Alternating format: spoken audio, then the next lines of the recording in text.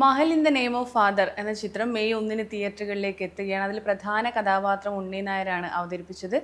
അതിൽ പ്രൊഡക്ഷൻ മാനേജറായിട്ടുള്ള നമ്മുടെ മുനവർക്ക. ശരിക്കും എന്താണ് മഹൽ? Valanchery IMAC international media academy of Kerala എന്നതിൻ്റെ ബാനറിൽ ഉണ്ണിയേട്ടനെ അതുപോലെ ഷഹീൻ സിദ്ദീഖിനെ മുഖ്യ കഥാപാത്രമാക്കിയ ഒരു സിനിമയാണ് മഹൽ. ബാപ്പയും മകനും തമ്മിലുള്ള ഒരു ബന്ധം. ബാപ്പൂക്ക എന്നാണ് ക്യാരക്ടറിന്റെ. എങ്ങനെയാണ് ഇതിലെ ബാപ്പൂക്ക?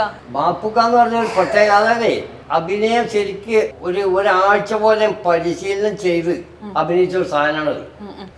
അത് ബാക്കിയൊക്കെ തിയേറ്ററിൽ ജനങ്ങൾ കണ്ടു പറയണം എന്താണ് ഈ ബാപ്പൂക്ക എന്നുള്ളത്. ഞാൻ പറഞ്ഞല്ലോ, കാരണം അത്രയും ത്യാഗം സഹിച്ച അഭിനയിച്ച ഒരു പടമാണ്.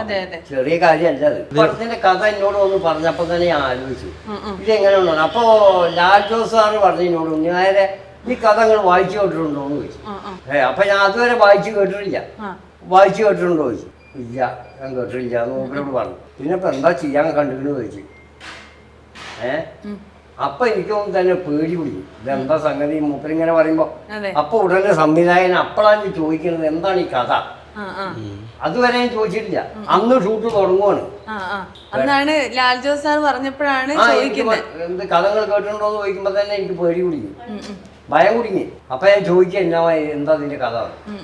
അപ്പൊ പിന്നെ ഞാൻ തയ്യാറായി, കഥാപാത്രമായി മാറണല്ലോ. മാറി അത് ചെയ്തു. ഒരിക്കൽ ഉണ്ണിയേട്ടൻ തന്നെ പറഞ്ഞിട്ടുണ്ട്, നമുക്കത് ചെയ്യണമെന്ന് ചെയ്യാൻ പറ്റുന്ന ഒരു ഉറപ്പുണ്ടെങ്കിൽ ആ കഥാപാത്രം സെലക്ട് ചെയ്യാവൂ, അല്ലെങ്കിൽ സെലക്ട് ചെയ്യാൻ പാടില്ല. എനിക്ക് തോന്നി ഞാൻ ചെയ്യാൻ പറ്റും, സാധിക്കും തോന്നല്. അങ്ങനെ ചെയ്താണ് മഹൽ. അതിനി ജനങ്ങൾ കാണുമ്പോ അവർക്ക് അതിനുള്ള റിസൾട്ട് ഉണ്ടാവുന്ന എന്റെ ഉദ്ദേശം. മറ്റൊക്കെ ദൈവത്തിന്റെ അടുത്തുള്ള കാര്യമാണ്.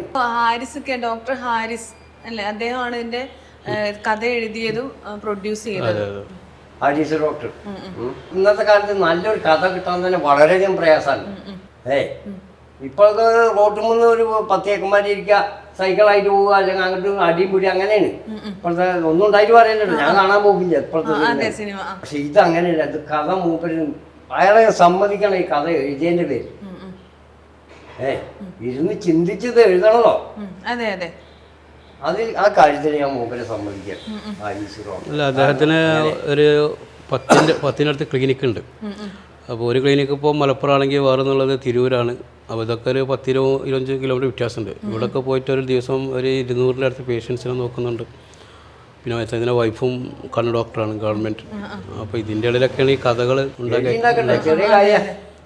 അപ്പൊ ഒരു ബ്രേക്ക് ഒന്നും എടുക്കാതെ വർക്ക് ചെയ്തോണ്ടിരിക്കുമ്പോ തന്നെ ഇത് ചെയ്തതല്ലേ.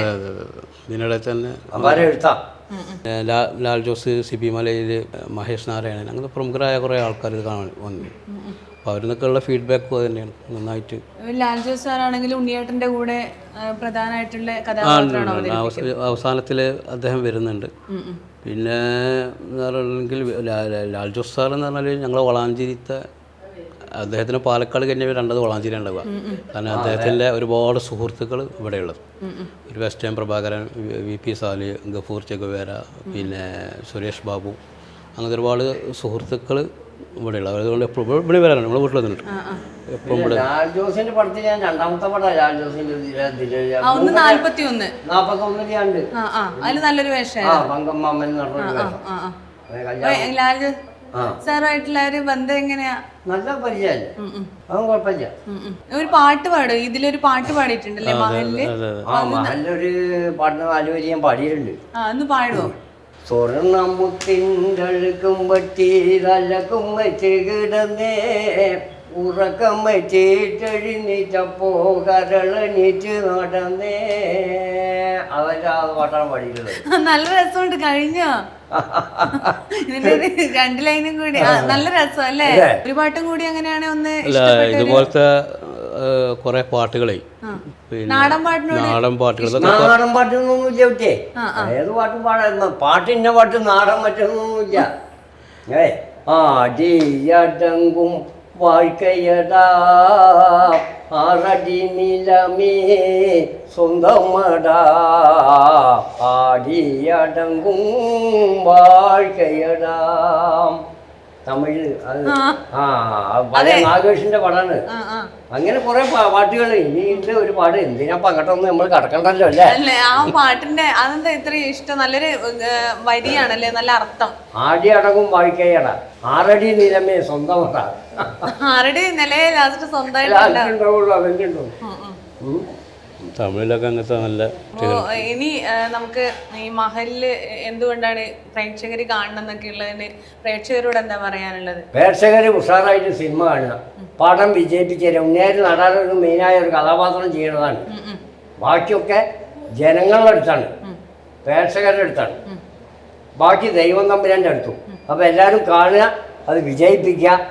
ഇത്ര മാത്രമേ ഉണ്ണിയേർക്ക് പറയാനുള്ളൂ. നന്ദി, നമസ്കാരം. അപ്പോൾ മെയ് 1 മഹല് പ്രേക്ഷകർക്ക് മുൻപിലേക്ക് എത്തുകയാണ്. ഉണ്ണിയേട്ടനാണ് അതിൽ ത്രൂ ഔട്ട് റോൾ ചെയ്തത്. പിന്നെ സിദ്ദിഖിന്റെ മകൻ ഷഹീദ് സിദ്ദിഖും. അപ്പോൾ ലാൽ ജോസ് സാർ. അപ്പോൾ ഒരുപാട് താരനിരകളുണ്ട്. അപ്പോൾ എല്ലാവരും പടം കണ്ട് വിജയിപ്പിക്കുക. എല്ലാ ആശംസയും.